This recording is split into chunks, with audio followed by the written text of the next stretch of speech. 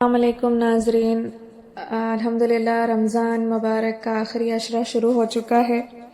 اور ان آخری کے 10 دنوں میں ایک رات ہوتی ہے جو انتہائی مقدس اور رحمتوں اور برکتوں والی رات ہوتی ہے، جسے لیلۃ القدر کہا جاتا ہے۔ تو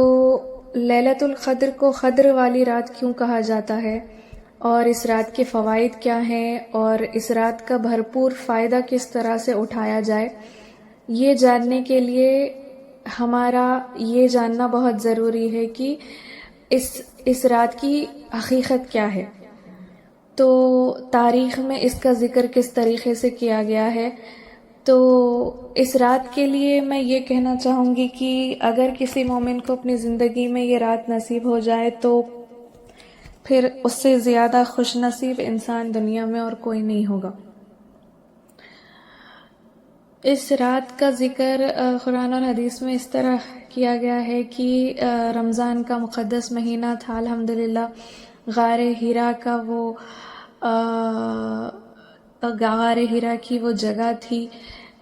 ہمارے نبی محمد صلی اللہ علیہ وسلم 40 برس میں جو ہے نا اپنی عبادت میں مشغول تھے، جب جبرائیل امین پہلی بار ان پر وحی نازل ہوئی، اور جبرائیل امین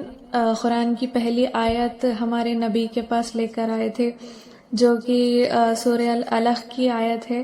اقرأ بسم ربک الذی خلق خلق الانسان من علق، پڑھو اللہ کے نام پہ جس نے تمہیں پیدا کیا ہے، الحمدللہ۔ اور یہی وہ رات تھی، لیلۃ القدر کی وہ رات تھی جب ہمارے نبی کو نبوت کی خوشخبری دی گئی، الحمدللہ۔ تو ایک مومن کی زندگی میں یہ بہت ہی زیادہ معنی رکھنے والی رات ہوتی ہے۔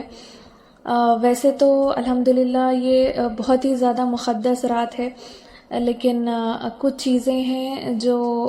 کچھ فوائد ہیں الحمدللہ جو ہماری جانکاری میں ہیں اس رات کے تعلق سے،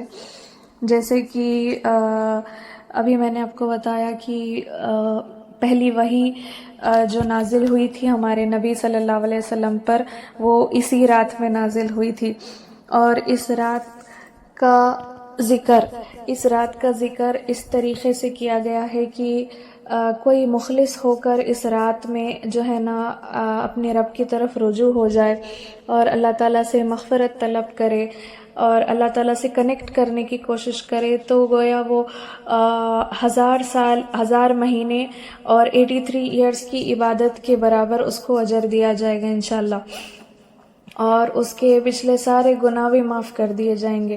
تو اور اس سے زیادہ ہمیں کیا چاہیے ناظرین، اس سے زیادہ خوشخبری اور اس سے زیادہ خوش نصیبی والی بات ہمارے لیے کیا ہو سکتی ہے کہ بس ایک رات مخلص ہو کر عبادت کرنے سے ہمارے 83 ایئرز کے جو ہے نا ہمیں عبادت کا ہمیں اجر ملے گا اور اجر ثواب ملے گا۔